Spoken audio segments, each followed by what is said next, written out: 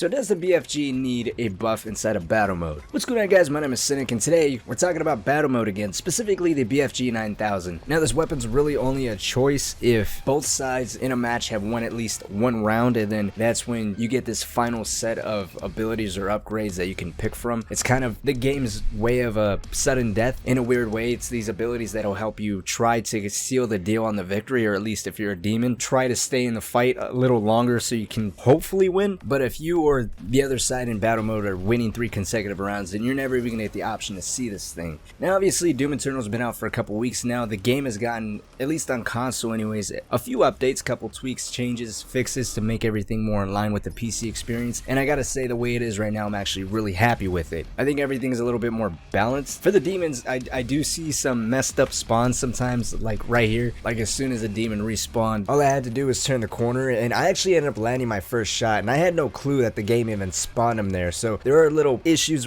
like that here and there that might need to be looked into, but for the most part, battle mode I feel is pretty consistent, better well balanced than it was before. But today we're talking, like I said, about the BFG 9000, which inside the campaign is obviously a godsend, but going from an environment where you're dealing with nothing but AI enemies to a very fast-paced, high competitive scene, it's kind of a tough one to try and balance out. I mean, to tell you the truth, I don't really even play with it all that much. I don't use it, I don't think about it. A lot of times my games end in 3 rounds, so I don't even ever see it. But I forgot that id Software actually tied this weapon to a milestone, and if you're someone like me trying to put all these milestones in the bag, then this becomes a little bit of a problem, because the only way to really get a kill with the BFG is by getting a direct hit, and even then it has to be a direct hit on a demon that is at least half health, maybe even slightly lower than that. Because if you didn't know, if someone was to fire a BFG in battle mode, the tendrils actually don't affect any player controlled demons.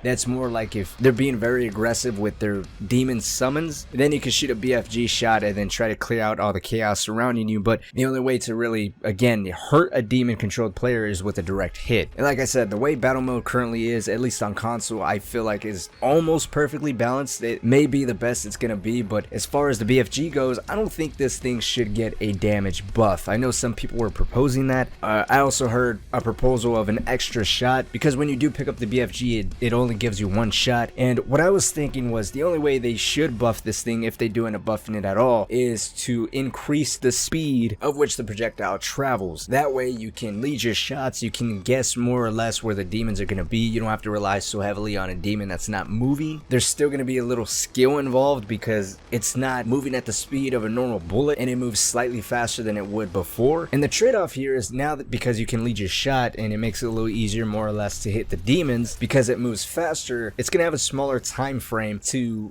do damage to any of the summons that the demons spawned in. After all, you don't want this BFG to be a complete counter to everything that they're spawning in. You want it to be as balanced as possible. So I would say that a speed buff would be the best option here, and maybe even along with that, add in like a small damage radius, so that way if you do manage to somehow miss your shot, if it's close enough, the explosion does half or even a quarter amount of its total damage that it would have done if you would have gotten a direct hit. But I mean, that's just my 2 cents on this. Let me know what you guys think down in the comment section below. Do you guys play with the BFG, or do you guys even hit 4 rounds in battle mode? What do you think about a BFG buff? How does that make you feel as a demon, especially playing with the slayers that love to rely so heavily on the rocket launcher? I'd imagine a buffed BFG damage wise would be a pain in the ass. So I would say that if the BFG was to get any kind of buff, they really need to hone in on some type of skill gap, so that way it's not any kind of crutch. But anyways, let me know what you guys think down in the comment section below. Like always, thank you guys so much for watching. Hopefully you guys did enjoy it. But until next time, my friends, I will see you all later.